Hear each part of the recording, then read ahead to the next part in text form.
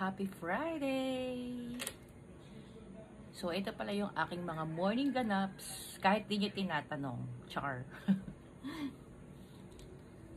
Mga morning ganaps ng pag nag-work from home ako. So, usually ang alarm ko is 5:30. Babangon ako 5:40. Tapos, yung mga eme-eme ko na like, syempre, magdadasal muna tayo. Inat-inat. Tapos hindi ko nakakalimutan yung habit ko since nung nandun ako sa Abu Dhabi. Basta bago ako mag-breakfast, iinom muna ako ng hindi naman punong-puno tong tubig na to, yung lukewarm water.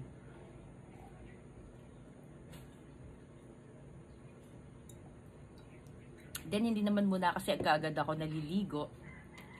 Kaya naglinis muna ako ng face, brush, and everything. Tapos ngayon, yung ganap ko is since liligo na rin naman ako mamaya, maglalagay muna tayo ng sunblock, sunscreen. Ang dami kong sunscreen. Minsan nagmi-mini-mini mo na lang ako kung ano yung gagamitin ko for the day. Ito yung mga galing ko sa Super K Beauty. Meron din akong sponge. Tapos meron din akong sunstick. Meron pa akong isa nandun sa kabila, yung aking Lana. Pero ito yung mga favorites ko. Siguro for today, ito muna yung ilalagay ko, yung mild Cica sunscreen. Wala akong nilagay na moisturizer kasi liligo na rin naman ako mamaya.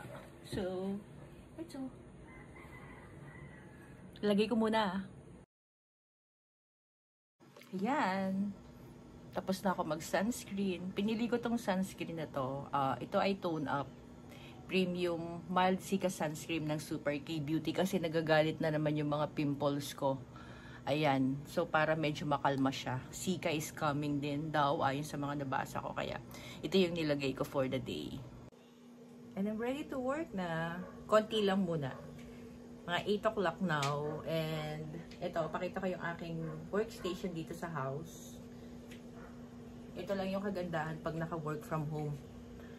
Hindi mo naman kailangan mag-outfit. Hindi kami madalas nag-open cam, kaya yun lang, okay lang, carry lang. Pero mamaya, syempre, pag nakapag-shower na ako and all, busy tayo ng konti. Kasi mas nare-refresh yung isip natin at yung mas nagaganahan tayo mag-work kapag medyo naka-outfitan tayo. So, this is it. Work lang ng konti, eme-eme. Tapos, magbe-breakfast ako. And then after that, magba-back to work ulit ako. In between, sinisingit ko yung mga paglilinis ko dito sa taas ng bahay namin. Lampaso, magba-vacuum ako. Tapos, yun na. And that is how my day in a life ng isang nagwo-work from home. More videos to come. Thank you!